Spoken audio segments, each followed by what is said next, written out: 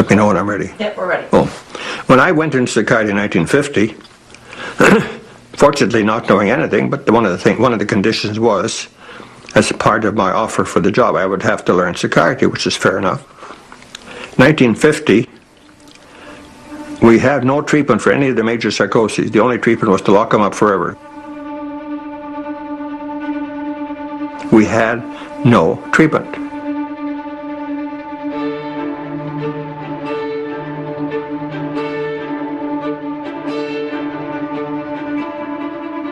We don't really understand at a deeper level that we are what we eat.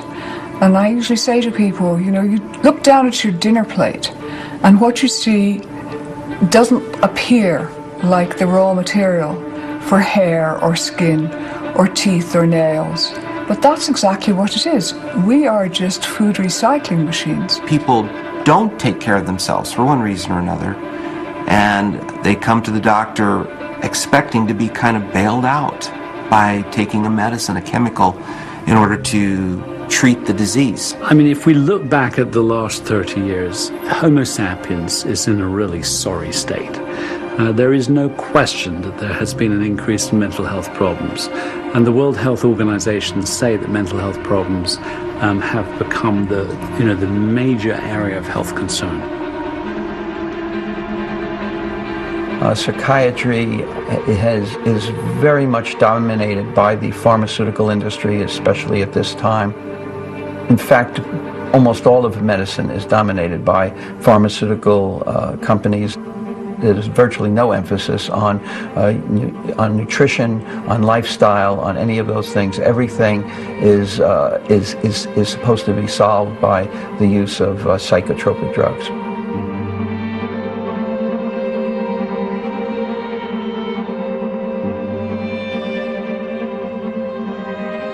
When in 1950, we used to lock them up forever.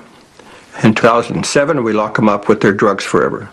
There's no difference, except they may be worse off today because they're also being destroyed.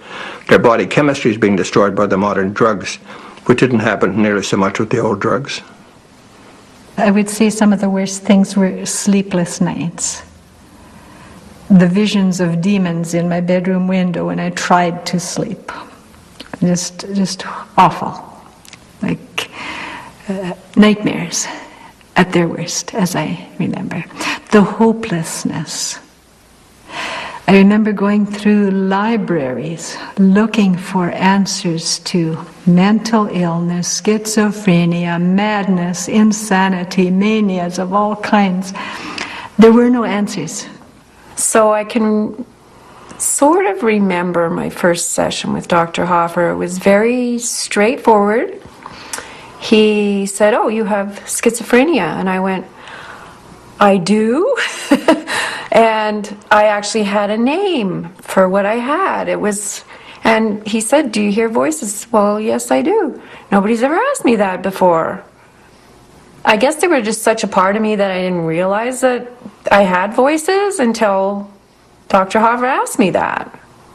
Are people, talking about you? And, well, yeah, I hear people talking about me all the time, and it makes me really nervous, and, it's hard to deal with. In the past 60 years, psychiatry has made little progress in the treatment of mental illness. Some might say no progress at all. New pharmaceutical treatments are not very different from the chemical straitjackets of yesteryear. What other treatments are available? Not much, if you stick to the mainstream. Can there be a better way to help the mentally ill? This story is about a biochemical approach to schizophrenia, but it applies to every one of us. Can it be that our thoughts, moods, and behaviors depend upon what we've had to eat?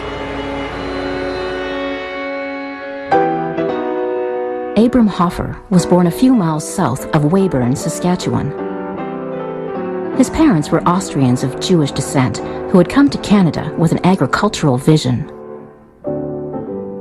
By the time young Abram came along, the Hoffer family farm was doing very well. Abram, however, preferred schoolwork to farm work. In school, Abram studied the pellagra epidemic. Pellagra killed 100,000 Americans before its cause was discovered. It was caused by a deficiency of niacin, also known as vitamin B3. The U.S. government mandated the enrichment of flour with iron and B vitamins, which ended the pellagra epidemic in 1938. That was the same year Abram Hoffer got his Bachelor of Science degree and turned 21. He earned his PhD in agricultural chemistry in 1944. He became a medical doctor in 1949. Abram Hoffer was made head of the psychiatric research branch for the province of Saskatchewan in 1950. Psychiatry, by the way, is what you might call it was a dumping ground.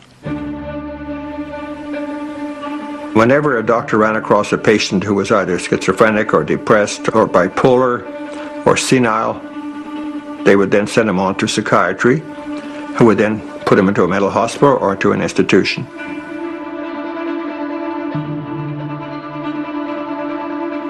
One of the main problems in mental hospital was that many of these patients were angry and excited and hostile. The poor people were terror-stricken, they were screaming, they were shouting. There was bedlam. Bedlam was a good term for any old mental hospital. There was really bedlam there. And the main thing was to give people barbiturates or sedatives to try and relax them a bit. Antipsychotic or neuroleptic drugs were discovered in the 1950s. Chlorpromazine was the best known of these. These drugs spread like wildfire through the psychiatric community.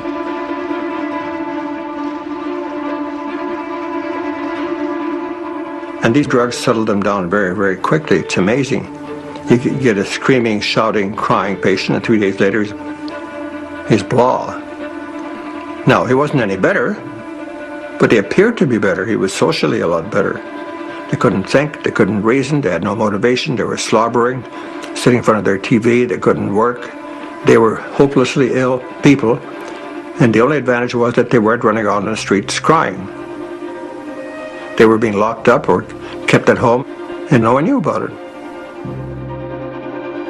That was the situation of psychiatry. So we were put in charge of all the failures in medicine.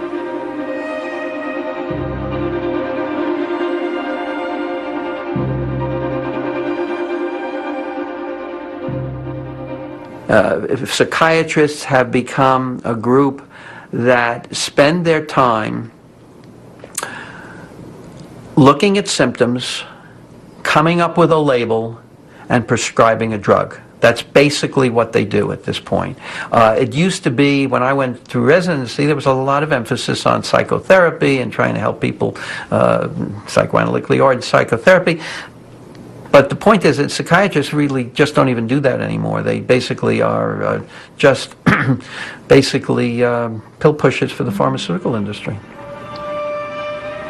I mean, to me, it's almost like a brainwashing of the medical profession, that this is the only way to do things. The pharmaceutical companies support the medical schools to a great extent. They support the journals. The first 50 pages of any important medical journal is taken up by advertisements for various medications, various drugs.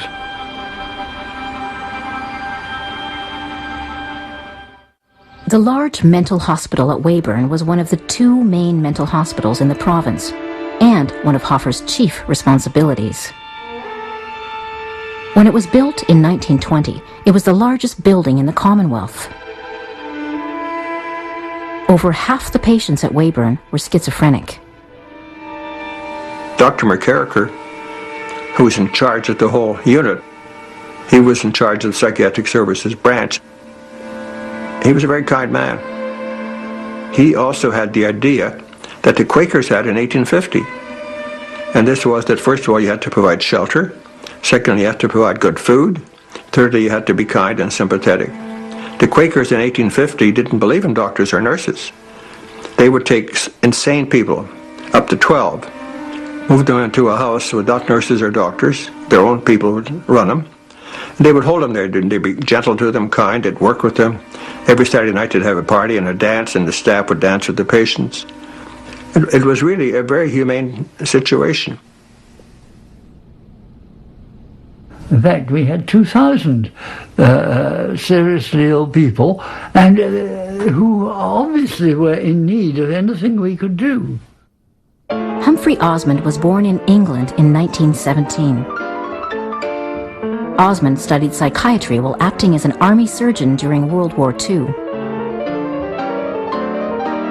Later, with John Smithies, he had done some of the earliest scientific research with mescaline.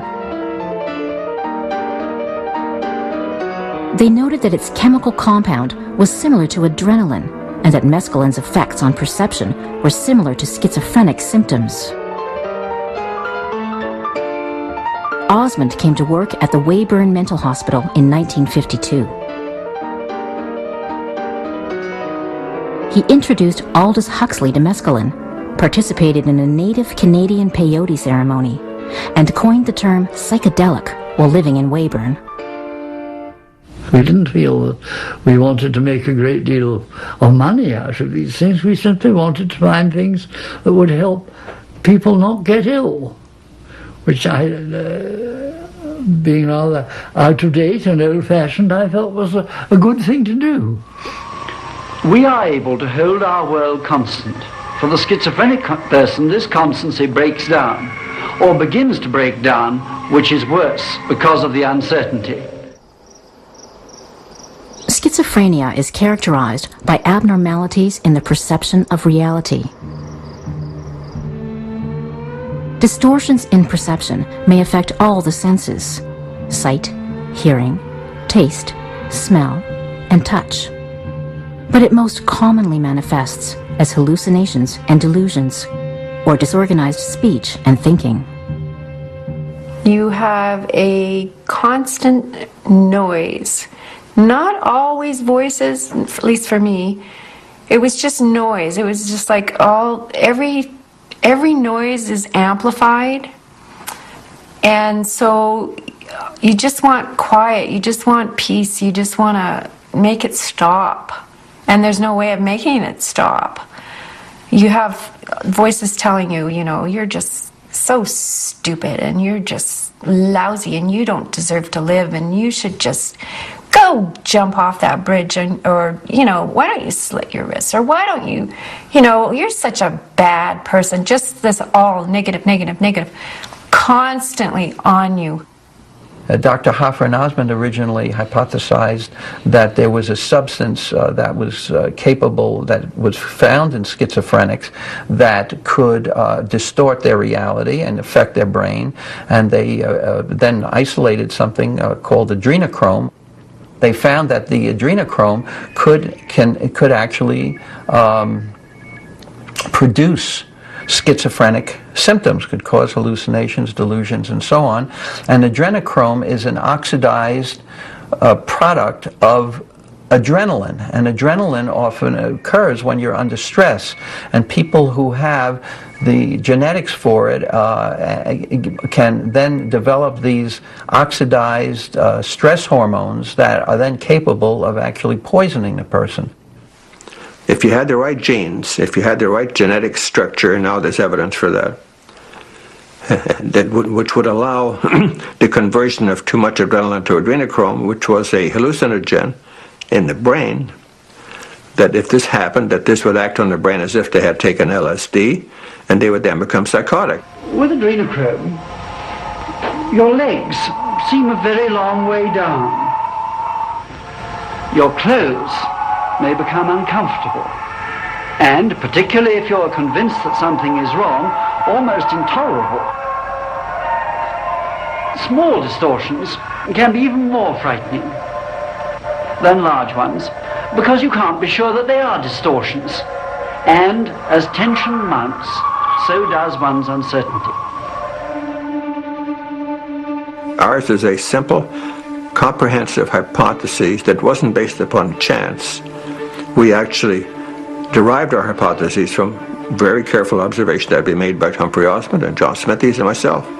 That was our hypothesis. Ours is the only rational hypothesis there is. The average psychiatrist will not answer your question. Ask him what causes schizophrenia is. I don't know. They think it's biochemical. They use the word biochemical, but they don't understand what that means. Because when you load someone up with a toxic drug, you're not giving him a biochemical treatment, you're merely poisoning him. And it's easy enough to poison people, and that's no problem. So there are no theories that are acceptable except ours.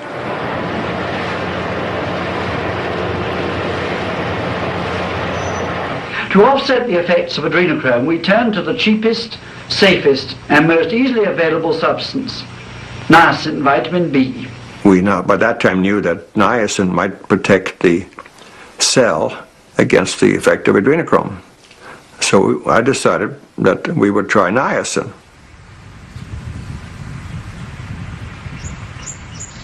It's 37 years since I was ill. I have recovered completely. I always think of my recovery as taking place in about 3 weeks, or 19 days to be exact. The theory that Dr. Hoffer has that the adrenals produce this toxic adrenoleutin, and that's like LSD in the body, that fits my story. And I think my own part in it was overdosing on sugar. I loved my sweets. I wasn't aware, I didn't really know that sugar can affect my mind. And he said, we'll put you on the niacin and watch what happens.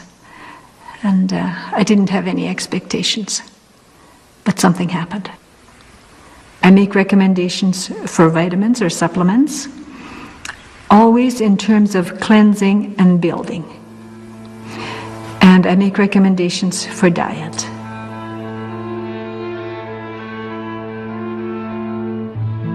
It became mandatory for all my patients that they would all go on to niacin. I use drugs too. The vitamin didn't work fast enough and the drugs did, so the best solution was to combine them.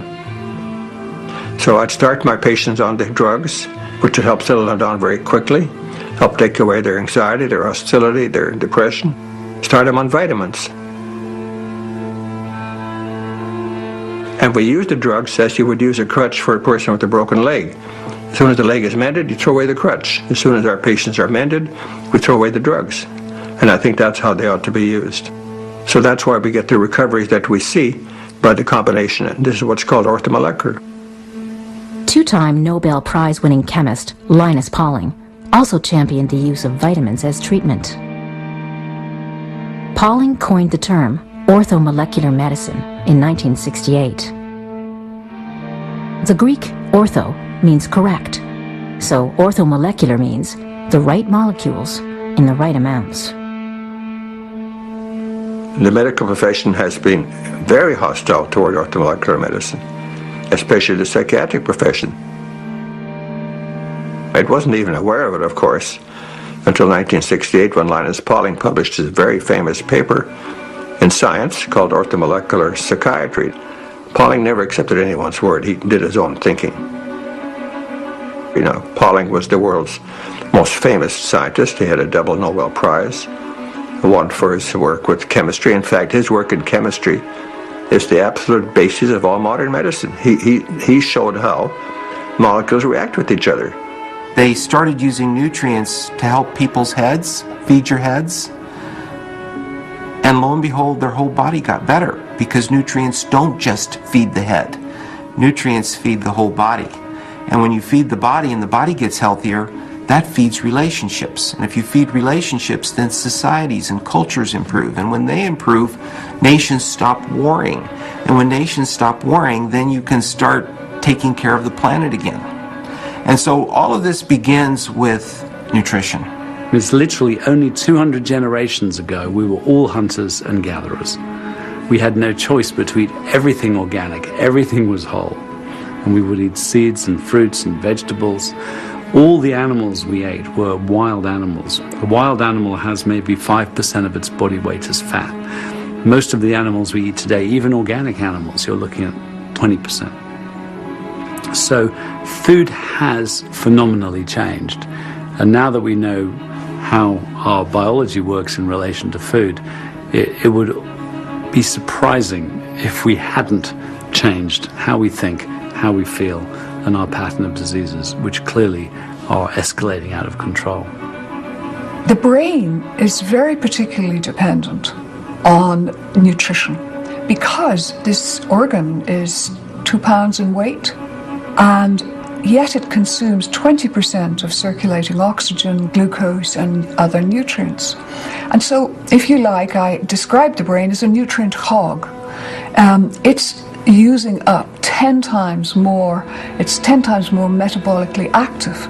So where there's a shortfall in diet, and where that plate contains stripped down ersatz food, then of course the brain is going to be one of the first places that's affected.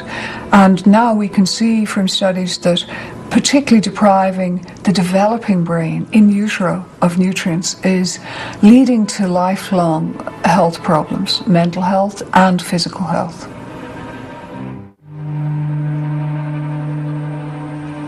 One of the problems is the scale of food processing, and many people think in terms of grains and sugars and how they have been processed. There's an interesting historical element here in that the ancient Romans knew more about grain processing than people did up until the early part of the 20th century. That knowledge had been lost for almost 2 millennia. We've caught up, and we've probably superseded what the Romans had done in terms of not just refining grains, refining sugars, refining and creating all sorts of artificial fats. And most people, unless they are very mindful of what they are eating, are basically eating in this sea of junk food. The solution is really very simple, and I can't claim credit for the idea, but it's basically going back to fresh foods, avoiding almost anything that comes in a bottle, jar, can, or box. These processed foods bring about inflammatory conditions, and these inflammatory conditions are associated with all of the problems that we have today, including psychiatric conditions, neurological conditions, cancer, diabetes, heart disease, and so on.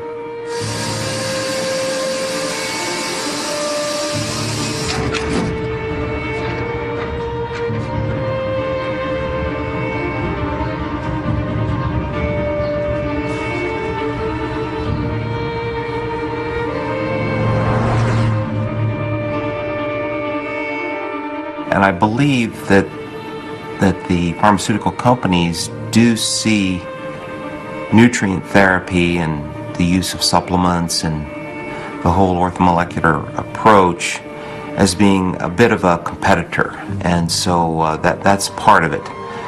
There's also a kind of orthodoxy or a belief in the medical school training that anything that has to do with nutrition is always going to border on quackery. Matter of fact, I was told during medical school, any doctor that prescribes a vitamin, by definition, is a quack. One other thing I'd like to underline is that when we go through medical school, the first 2 years the first year we learn a lot about anatomy and physiology and biochemistry, and then starting in the second year we get to pharmacology. And what happens is that the attitude in medical school is that the physiology and biochemistry, well, that's we have to know that. But the real medicine is pharmacology, and that is the orientation of physicians. And what we are doing in orthomolecular psychiatry and orthomolecular medicine is we're going back to physiology and biochemistry rather than pharmacology. We assume that the body has the ability to heal itself if given half a chance, and the way that happens is by supplying the body with what it needs and trying to remove things that are toxic to it.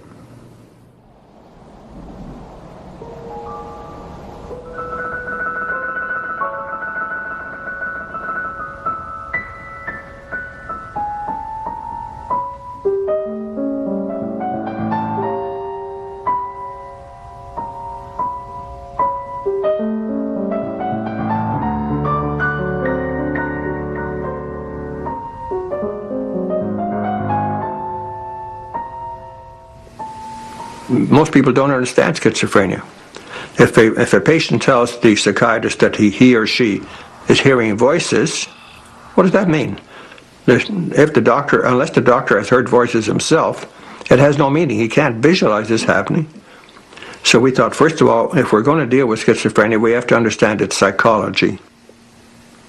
And we also said we will take hallucinogenic drugs like LSD and mescaline, and later on adrenochrome and adrenoleukin. We will take these drugs and see what it does to us. Then we'll have a much better comprehension of what is happening to our patients. We had to take this stuff ourselves to test its effect. We found that when it goes into the brain, it makes the brain less able to use its energy. After inhaling adrenoleukin, Dr. Hoffer became suspicious of everyone. It took half an hour to choose between tea or coffee, turned morose, and thought he'd better give up his job.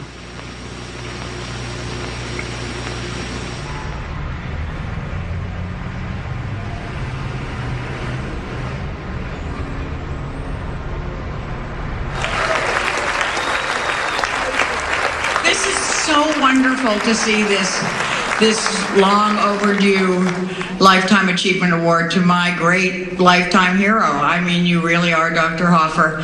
And I guess I'm going to talk on behalf of all of us patients, and I have to try not to cry. So, because, see, I'm already starting. Because not only have you given us our lives, you were the voice all these years who said, you can get better. You will get better. Take these simple steps. You won't be crippled by drug side effects. You've given us a quality of life that so many of us were told by the conventional psychiatric establishment was not possible for us. From the bottom of my heart, Dr. Hoffer, I send you love and gratitude and these tears. I love you very much.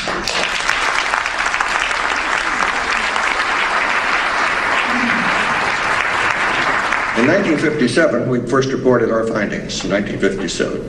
Until then, I was considered one of the top North American researchers, and that was because we never did anything important. We published a lot of papers, but they have no value. But as soon as we began to publish that we were getting results with niacin, you should have seen the world collapse about us. They said, oh my God, these guys are heretics. And the mental health business, or the mental illness business, is a multi-billion-dollar business. It generates profits that are in the stratosphere, obscene profits. So Dr. Hoffer and his work, and the work of all these extraordinary doctors, is an extraordinary threat to that industry. And I think in their greater and greater quest for bigger and bigger markets, because they've kind of got everyone in the States anyway, Prozac, half the population, they've now pushed it to the limit. Once you start damaging little children's brains, I think there's going to be a backlash.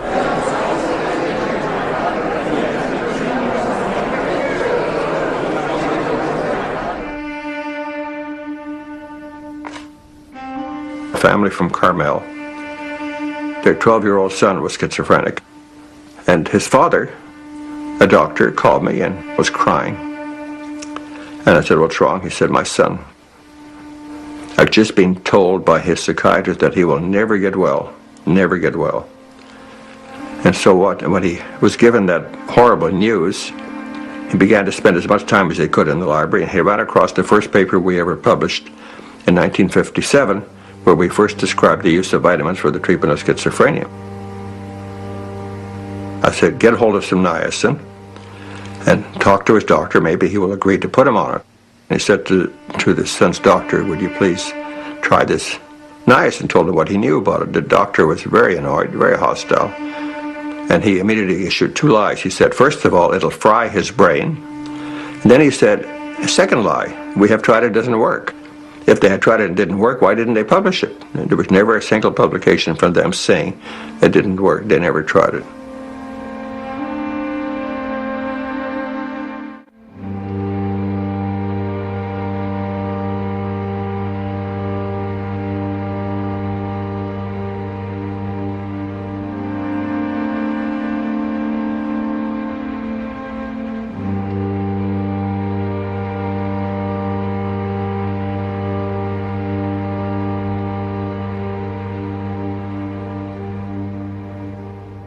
The idea of the Saskatchewan plan was to build hospitals that would be really good hospitals, where people would be held until they got well.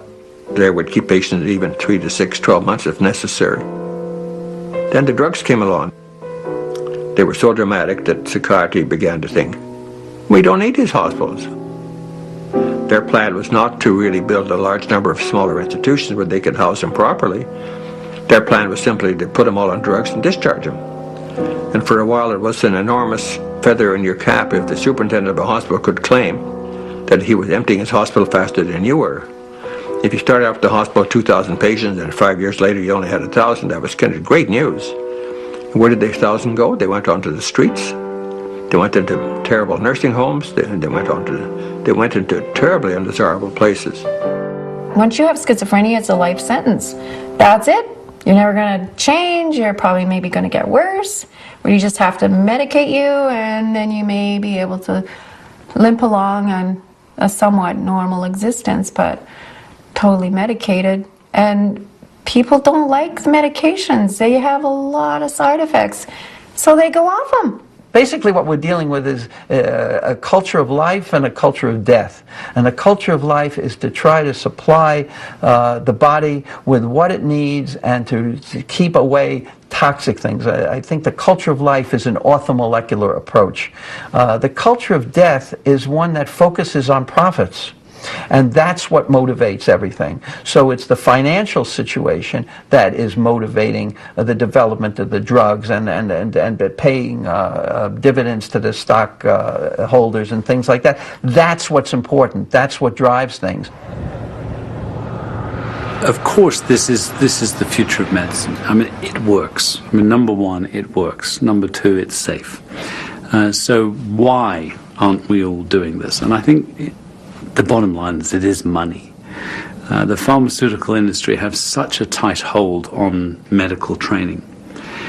So the average doctor just simply doesn't learn this stuff. And by the time they come out of medical school, they've got all this knowledge about how to diagnose diseases and which drugs to use and so on. And they've often been taught that particular nutrients, just aren't effective, sort of drug versus nutrient. But of course, this whole approach is not about, a different kind of pill for an ill. It's actually an entirely different approach. And then when you couple that with the fact that you simply cannot do orthomolecular medicine in 5 minutes or 10 minutes, it really requires a much longer and more detailed involvement with the patient to really find out about their lifestyle. And also when you find out that, it's relatively easy to get someone to take a pill, but to change a behavior as fundamental as eating, now that really takes a lot of work. So doctors are neither trained in the science of this, nor are they trained in the practice of how you would do it.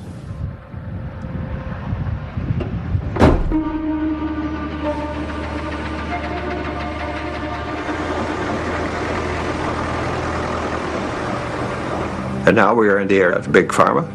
We have huge companies that spend billions of dollars on research and investigation. The investigation is not really that hot because they don't do much original stuff. They allow much of the original stuff is done for them by university professors who don't get paid for it. So we are giving them free research personnel.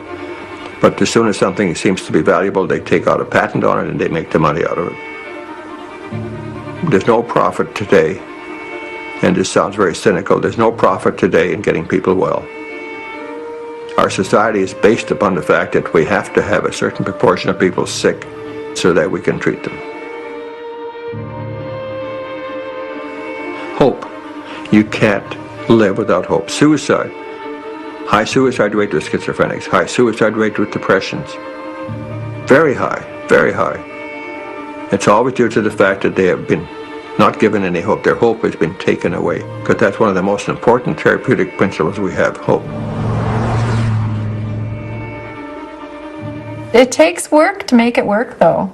You can't just say, oh, I'll take niacin, therefore I'll be better in 2 months. It's not the way it works. It's a subtle thing. You have to do the lifestyle as well as the vitamins.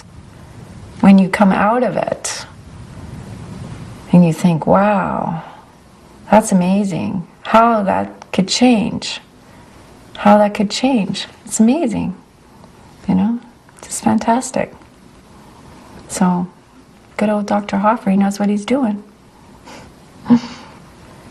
As soon as one is introduced to and learns anything about the science and the chemistry behind orthomolecular medicine, it's so much more logical than the notion of throwing synthetic chemicals on top of already existing chemical imbalances, that it's amazing. I mean, really, as a species, we are not well. And whatever approach that we've been employing within medicine, it's clearly not delivering. And I think that all the fingers are pointing very, very strongly at our 21st century diet and lifestyle. And I do sincerely hope that governments particularly and the medical profession as a whole will stop being so blinkered, because these diseases are not going to be solved by some magic drug. We need radical changes from the grassroots. Everybody, we all have to change in order to save our bodies, our earth, our universe probably. Science is a way of investigating phenomena. Many answers. It doesn't give us the final answer.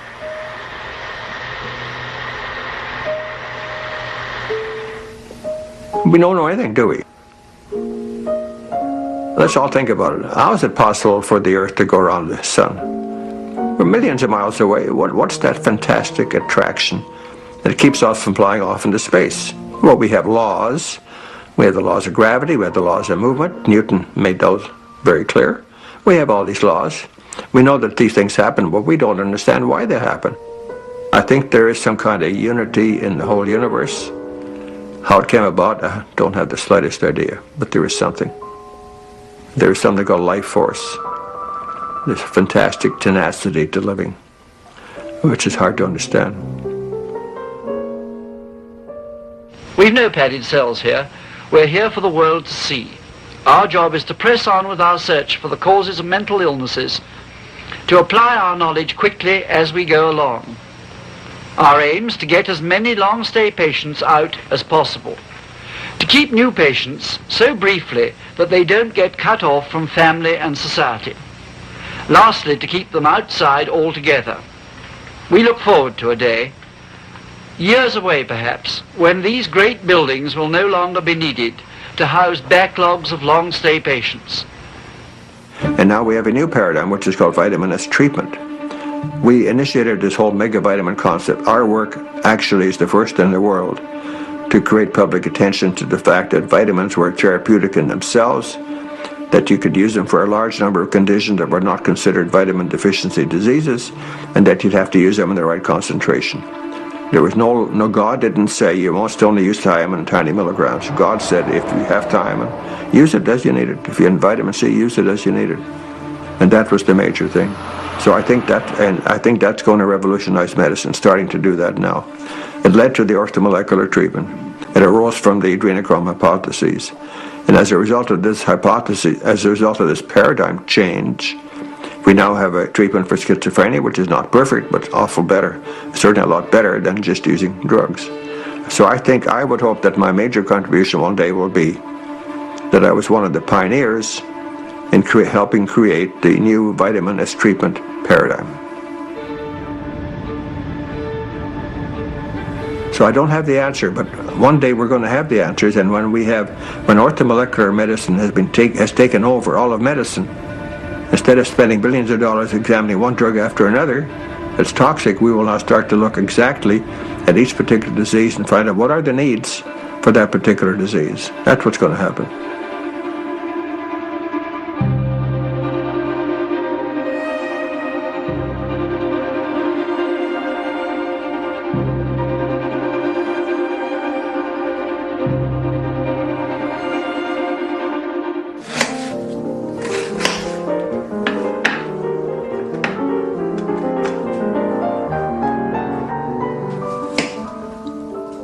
The potatoes will contain a mixture of almost all the vitamins, but in very small amounts. but they are particularly lacking in the vitamin Bs. They don't have enough Bs.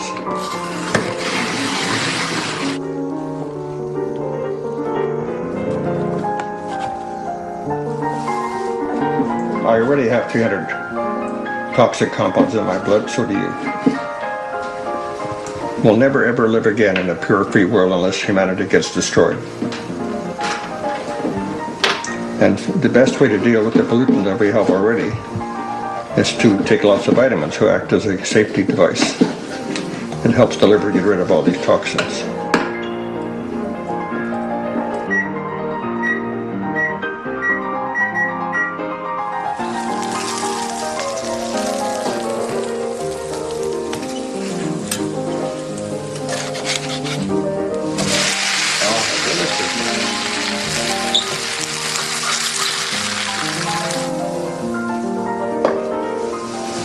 Come and tell me, can you handle 3 of these? Sure. Well, I'll just take 2 for now.